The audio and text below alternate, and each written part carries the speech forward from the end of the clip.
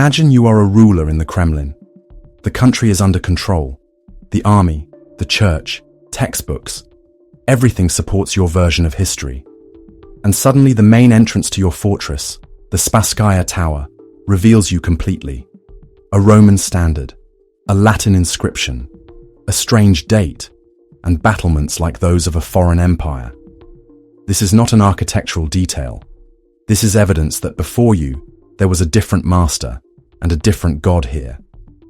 What will you do?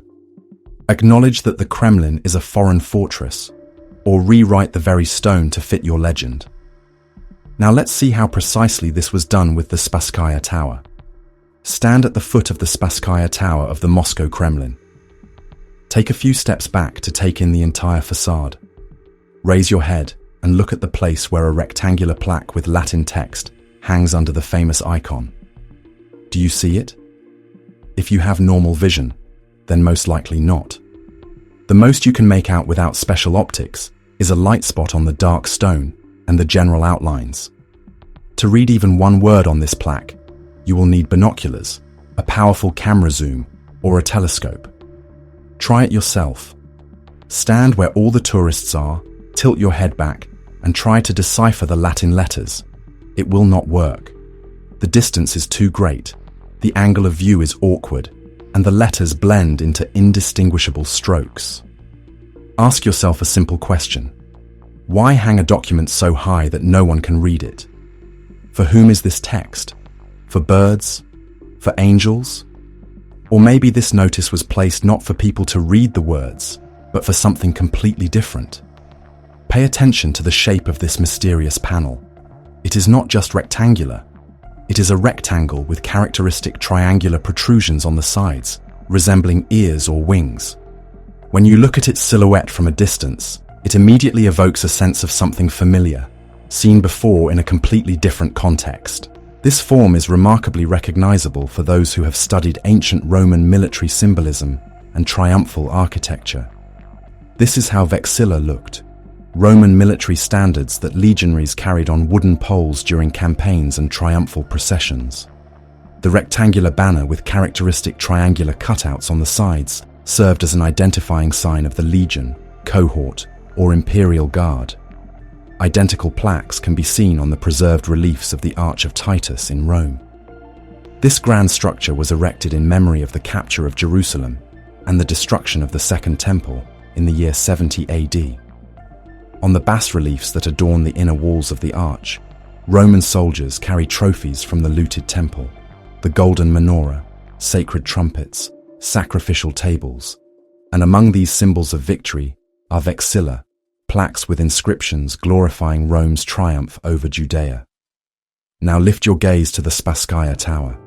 The same shape, the same proportions, the same triangular protrusions. Coincidence? Or is this the air of the Roman triumphal tradition, an architectural symbol of victory and power, disguised as a fortress building? It turns out that the main gate of the Moscow Kremlin serves a function that goes beyond ordinary fortification. Moscow as the Third Rome, as the New Jerusalem. This is what textbooks say. An imperial center and a spiritual center in one. The Roman plaque in the shape of a military standard becomes a symbol of the continuity of power, a sign that through these gates passes not just a road, but a sacred axis connecting the earthly and the heavenly, the past and the present. But if you look more closely, strange things begin with this plaque. The text is inscribed in Latin letters. This is understandable. The official language of empires, the language of educated people in the Middle Ages and the Renaissance. But the date is indicated in Arabic numerals. According to the rules of epigraphy of that time, it should have been written in Roman numerals. Compare this with the gates of the Venetian arsenal. There the dates are correctly carved. MD Threid, the year 1513, in Roman numerals, as is customary with Latin text.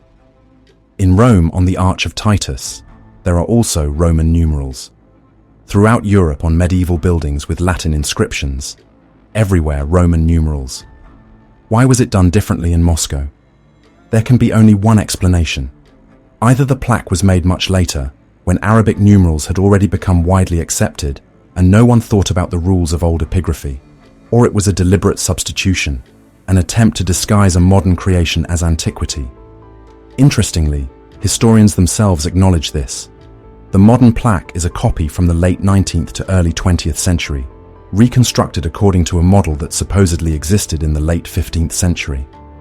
In the documents of the Imperial Archaeological Society for 1893, it is explicitly stated, "The plaque needs to be replaced. The original is lost." But how accurate this copy is, and whether that original ever existed at all, are questions that have no answers. The sign with the incorrect dating is just the tip of the iceberg. The real mystery lies in those very crenellations that crown the Kremlin walls. The swallowtail-shaped crenellations have become the hallmark of the Moscow Kremlin. But where did they come from? In medieval Europe, the shape of the fortress battlements was not a decorative choice of the architect, and not a tribute to fashion. It was a political manifesto carved in stone. Castles and fortresses with swallow-tailed battlements belonged to the Ghibellines, supporters of the Emperor of the Holy Roman Empire. Rectangular and square battlements adorned the walls of the strongholds of the Guelphs, adherents of the papal throne and the Vatican. This confrontation lasted for centuries. Emperors and popes fought for power over Europe, for the right to appoint bishops, for control over the lands of Italy. Every fortress, every castle bore on its walls a visual signature, whose territory it was, to whom the power here belonged. A single glance at the silhouette of the fortifications was enough to understand to which camp the owner belonged, on whose side he fought in the great confrontation of the empire and the church. The swallowtail battlements are a characteristic feature of northern Italian cities that supported the emperor. They can be seen on the Scaliger Castle, in picturesque Sirmione, on the shores of Lake Garda, on the walls of the Sforza Castle in the center of Milan, on the towers of the Venetian Arsenal. Official history tells us, Italian architects and craftsmen, who were invited to build the Moscow Kremlin in the late 15th century, brought this element from their homeland, were inspired by Milanese architecture, and copied the forms familiar to them. It sounds logical and convincing, but only until you open ancient icons and look at the city plans created in those very years when the Kremlin was already standing. The icon, by Simon Ushakov, The Planting of the Tree of the State of Moscow, painted in 1668, is currently housed in the State Tretyakov Gallery. This is not just religious painting.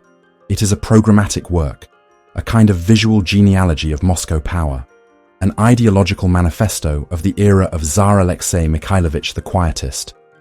The icon depicts the Assumption Cathedral of the Moscow Kremlin, from which a family tree grows. Its branches bear medallions with portraits of Moscow rulers, from Ivan Kalita to the reigning Alexei Mikhailovich.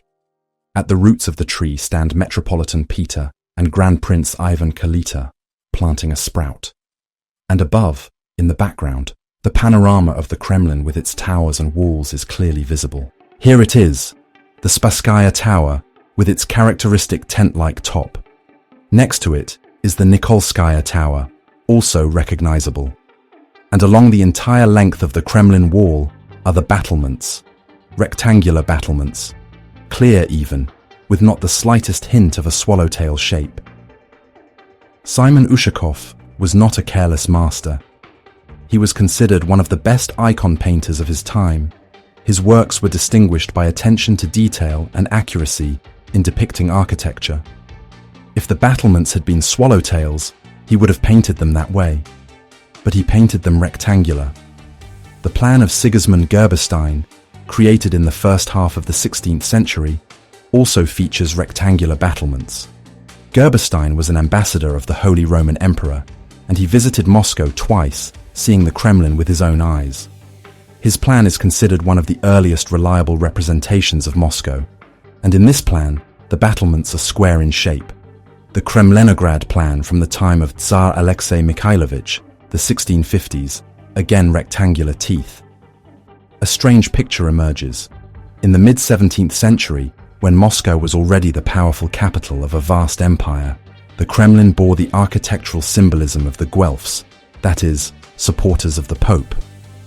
The Moscow Tsar, head of the Orthodox world, ruled from a fortress with papist symbolism on the walls. Now let us turn to painting. The paintings are testimonies of eyewitnesses captured on canvas. Friedrich Gilliferding, a German artist who worked in Russia in the 1770s, writes, "View of Red Square and St. Basil's Cathedral." In the background, behind the colourful domes of St. Basil's Church, the Spasskaya Tower is visible. It is recognisable, but there is a peculiarity. The battlements on the wall are blurred, unclear. Their shape seems to be intentionally concealed in the haze, dissolved in the overall silhouette. One could say that this is simply a cost of perspective, as if the artist painted from a distance, not detailing the small elements. But Gilliferding was a master of urban views, known for his precision. Other elements of the tower and the cathedral he depicted clearly, but he left the crenellations blurred. Why? Let's move forward 3 decades. Fyodor Alexeyev, one of the founders of Russian landscape painting, in 1801 creates his View of Red Square. This is already the beginning of the 19th century. The same square, the same tower. But the crenellations are now clearly visible, and their shape is undoubted. These are swallowtails, sharp triangular cuts, characteristic Ghibelline symbolism. What happened between the 1770s and 1801? The difference is only 30 years, but the architectural signature of the Kremlin changed completely. The walls, which supposedly stood for 3 centuries since construction, suddenly changed their political affiliation. From a Guelph fortress, Moscow transformed into a Ghibelline citadel. Moreover, the same swallowtail battlements appeared on Italian castles around the same time. The Sforza castle received its characteristic battlements only during the reconstruction in 1880. The Venetian arsenal got its battlements even later, under Napoleon Bonaparte, at the end of the 18th century. In Canaletto's painting from 1732, the walls of the arsenal are absolutely smooth. This is not a coincidence. Someone was simultaneously changing architectural symbolism throughout Europe, rewriting the visual codes of power. But the crenellations are a trifle compared to what happened to the main symbol of the tower. The Spasskaya Tower received its name in honor of the image of the Saviour not made by hands, which is said to have adorned its facade since the beginning of the 16th century. Here is what textbooks and guidebooks tell us. The image appeared in 1514, immediately after the capturing of Smolensk by the troops of Grand Prince Vasily III. In honor of this victory, the image of Christ the Saviour was painted on the tower, which was called Smolensky Saviour. Then, around the 1560s, the image was redrawn. The figures of the myrrh-bearing women were removed, and the figures of Sergei of Radonej and Varlam of Khutin, Russian saints, were added. And in 1658, during the reign of Tsar Alexei Mikhailovich, the gates were solemnly renamed to Spasskaya in honor of this sacred relic. A beautiful story, slim, logical, with precise dates and a clear sequence of events. There is only one problem. It does not correspond to reality. Let us return to the work of Simon Ushakov. I remind you, this is only 10 years after the gates were allegedly renamed to Spasskaya. 10 years is an insignificant period. The renaming of the main gates of the capital's Kremlin is a significant event, which everyone remembers, which everyone knows. And here the icon painter creates a programmatic work where the entire Kremlin is depicted, and special attention is given to the Spasskaya Tower, because it stands in the foreground of the composition. Through it passes the symbolic axis of the entire icon. And what do we see? There is no image of the Saviour on the tower. There is an empty space. The wall is smooth, without any image. Simon Ushakov could not have overlooked such an important detail. The icon on the main tower of the capital's Kremlin, the image that gave the gates their name. This is not a trivial matter that can be forgotten or unnoticed. This is a central element, without which the image of the tower loses its meaning. If the icon had been there, the icon painter would have certainly depicted it, highlighted it, emphasized it, but he did not paint it. For one simple reason, it was not there. Moreover, in the book Historical Notes on the Frolov Gates, now known as Spasskaya, published in 1872, the tower is still referred to as Frolov. Pay special attention to the phrase, now known as Spasskaya. The author, writing in 1872, that is, more than 200 years after the supposed renaming during Alexei Mikhailovich's reign, uses the phrase, now Spasskaya, as if the renaming happened just yesterday and readers need clarification. If the tower was indeed renamed in the 1650s, as we are told, then by the 1870s it would have been 220 years later. During that time, whole generations would have changed. No one living would remember the old name. The need to explain to readers that the Frolov gates are now called the Spasskaya gates would be completely unnecessary. It's like today, in the 25th year, writing St. Petersburg, which is now called St. Petersburg. It is absurd because the city has long had its current name. But the author of the book from 1872 feels the need to explain, to point out the change of name, as if it occurred recently, in the memory of the older generation, as if the Frolov name was still relevant just a short time ago, and only in recent decades has it been finally replaced by the new one, Spassko.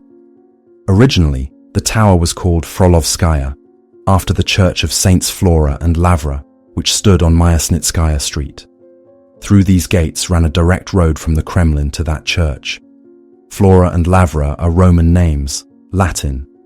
Two stone-cutting brothers who, according to their lives, suffered a martyr's death for their faith in the 2nd century. Their cult was widespread in Byzantium and came to Rus from there.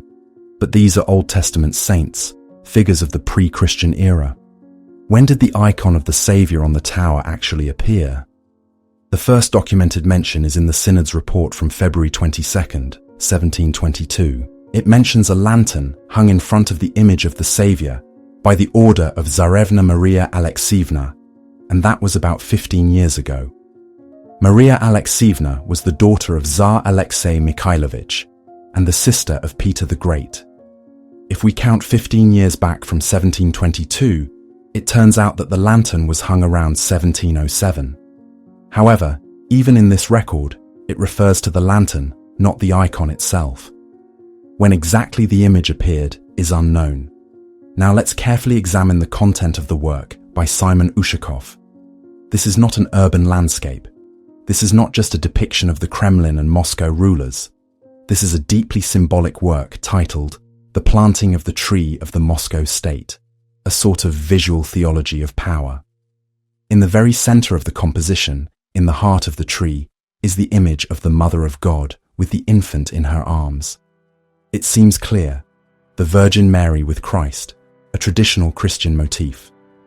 But look more closely at the inscription, at the iconography, at the symbolism of the image. This is not Jesus Christ. This is the infant Emmanuel. For a modern person, this difference may seem insignificant, just different names for the same character. But in the theological tradition, the difference is immense, fundamental. Emmanuel and Christ are two different states, two different hypostases, two different moments in sacred history.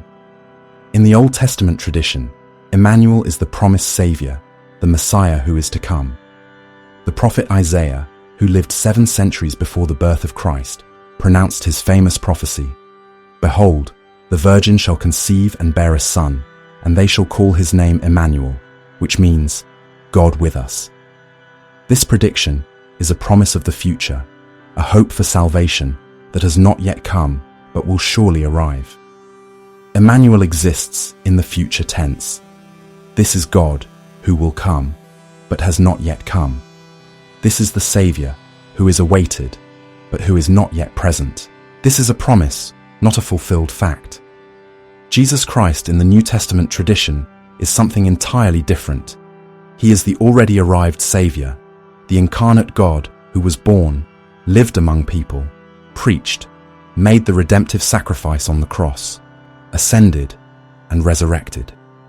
Christ is an event that has taken place.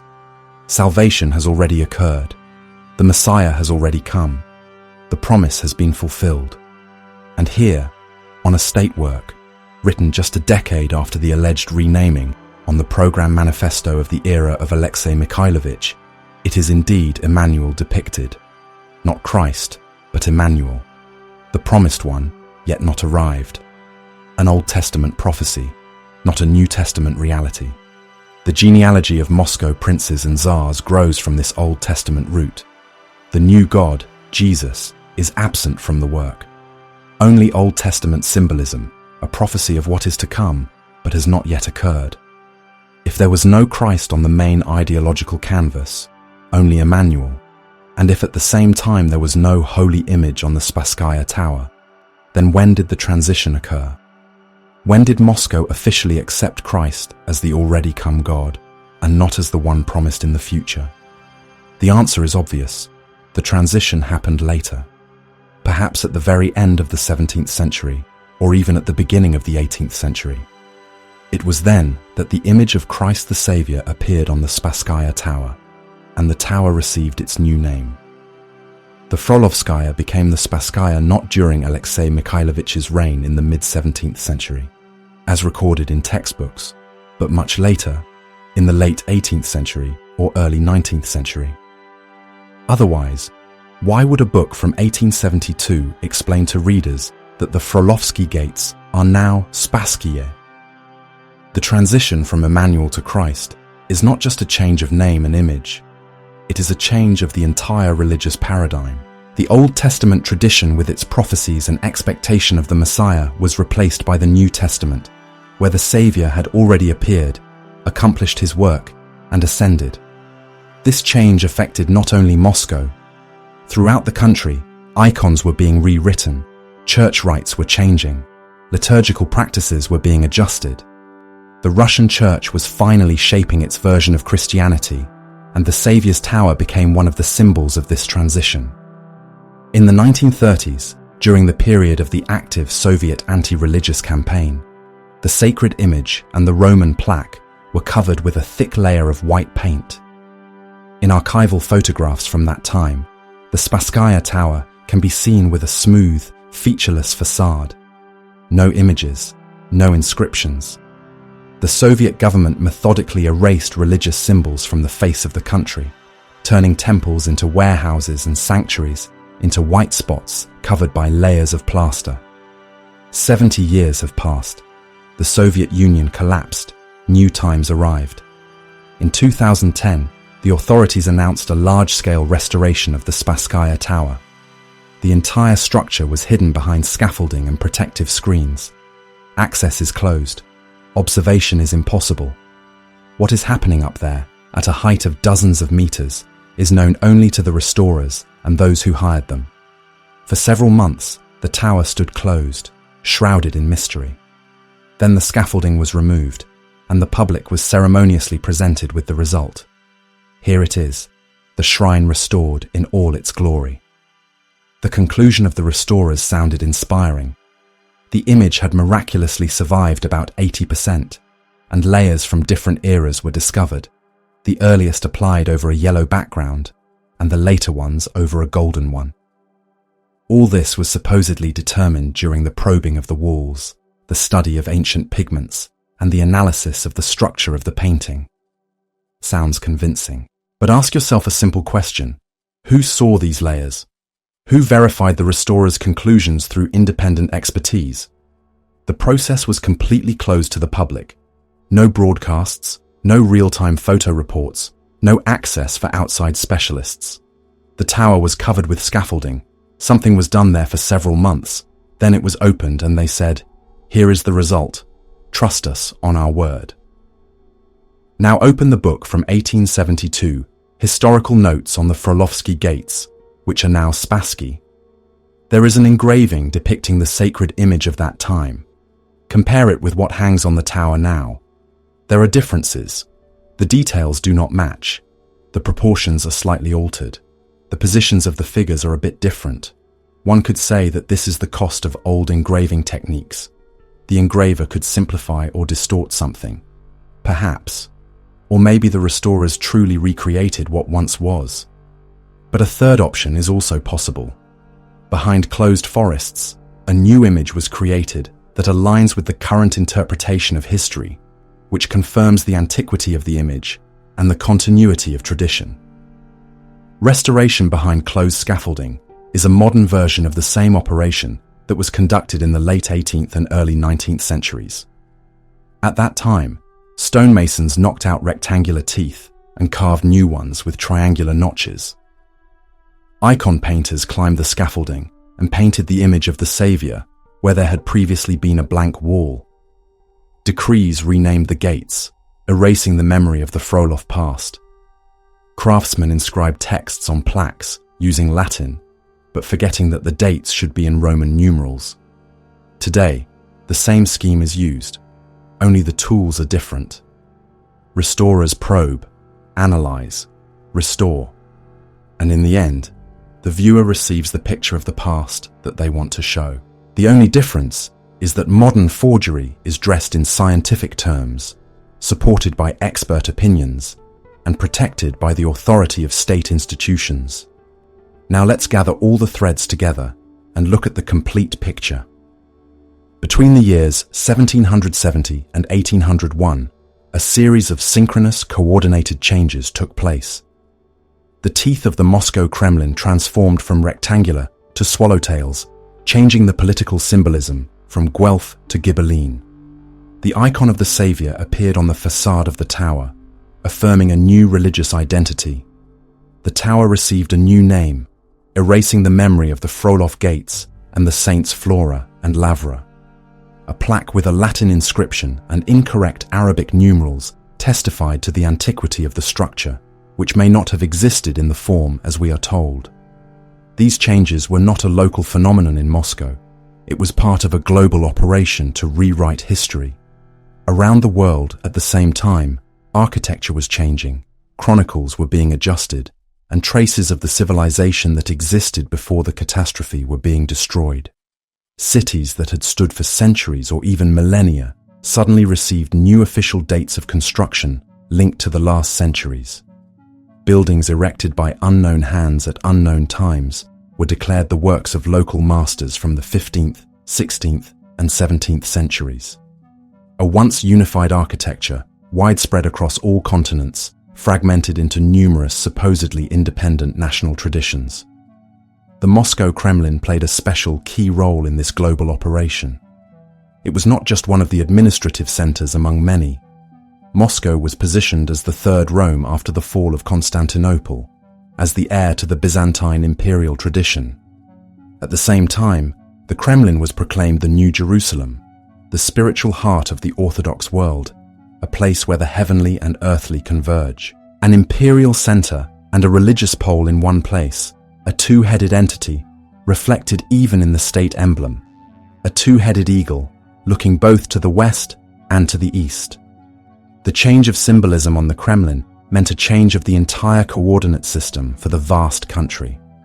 When the crenels change from Guelph to Ghibelline, it is not just an architectural fashion. It is a statement of political orientation, from recognition of papal authority to the imperial idea, from subordination to the Vatican to independent power. When instead of the Old Testament Emmanuel, a New Testament Christ appears on the tower, it is not just an updating of the icon. It is the proclamation of a new religious reality.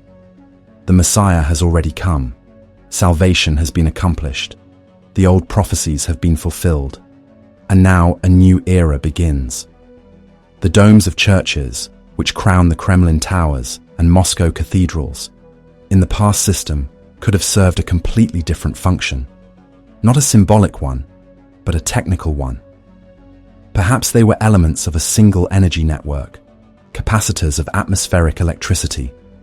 The crosses on the domes are not just symbols of faith, but antennas that receive and transmit some signals that we no longer understand today. The metal connections penetrating the walls of ancient buildings are not just reinforcement, but wiring of a system unknown to us. When this network was disabled, destroyed, or simply stopped functioning after some global catastrophe, the buildings remained standing. But their original function was lost. Technical structures turned into cultic sites. Energy stations became temples. The nodes of the planetary system gained new significance as places of worship. New inhabitants did not understand the true purpose of these constructions and used them as they could, adapting them to their needs, completing them, remodeling them, giving them new names. The Kremlin was not simply redesigned architecturally, substituting one stone for another. It was redefined ideologically, on the level of meanings and symbols. Each element received a new significance, every detail acquired a new legend, and every stone found its place in an artificially constructed history. And this process of reworking, recoding, rewriting did not end in the 19th century. It continues to this day. Restorations of the 20th and 21st centuries are a continuation of the same operation to control the past. Every time a cultural heritage object is closed off with scaffolding and the start of restoration work is announced, there is a risk that behind the noble goal of preserving antiquity lies another adjustment of inconvenient details. The public has no access to the process. Independent experts are not allowed. The result is presented as a completed fact that must simply be accepted. It is impossible to verify, and it is indecent to doubt. The image of the Saviour on the Spasskaya Tower, solemnly presented in 2010 after a large-scale restoration, is a fresh, modern example of the work of the mechanism. We do not know for certain what was really there under the thick layer of plaster and white paint applied in the 30s. We have not seen those mysterious layers from different eras that restorers speak about with scientific certainty. We did not participate in the probing, did not analyze the pigments, did not study the structure of the painting. We were simply shown the finished image and told, "This is how it looked in the 19th century. We restored it with maximum accuracy." Believe us, you have no other choice. A stone can lie if it is reprocessed under the legend needed by the current authorities. Plaster skillfully hides inconvenient details. Paint creates a new image where the old one may have never existed. A plaque with a Latin inscription and incorrect dating claims an antiquity that is needed for legitimization. The Spasskaya Tower is a true living textbook of historical forgery techniques, a multi-layered palimpsest where each new generation of the powerful erased what their predecessors had written and wrote their version over it. From the Roman military standard to the Orthodox icon, from the Frolov gates with their pagan Roman saints to the Spasskaya gates with the image of Christ, from the rectangular Guelph Merlins to the triangular Ghibelline ones.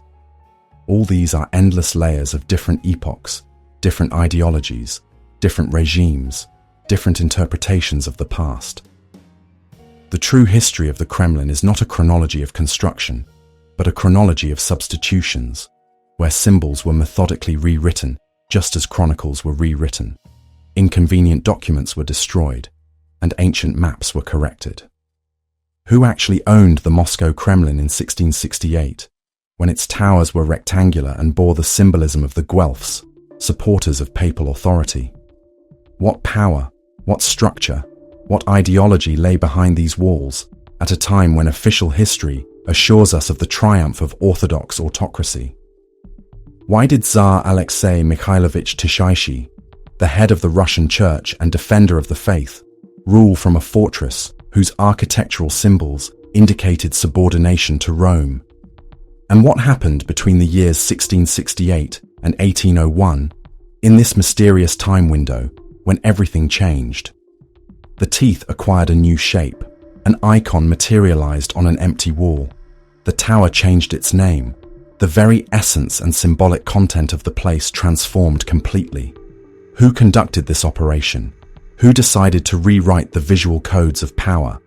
And most importantly, why was such a vast reformatting of the main symbol of the country necessary?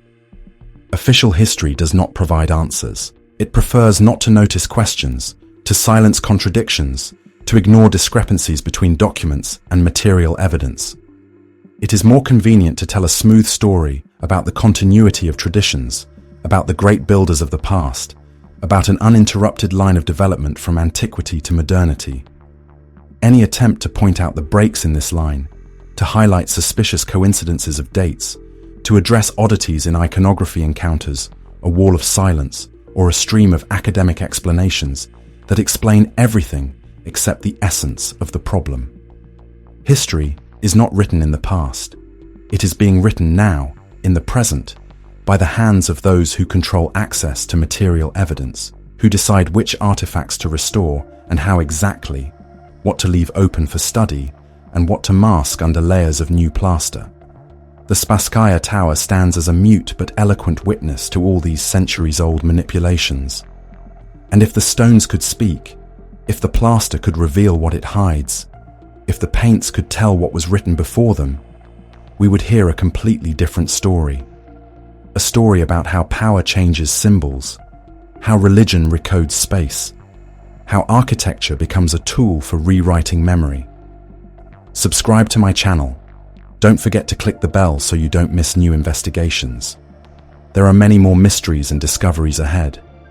We will continue to search for evidence, ask uncomfortable questions, and explore what official science ignores. Because the truth is always nearby. You just have to want to see it.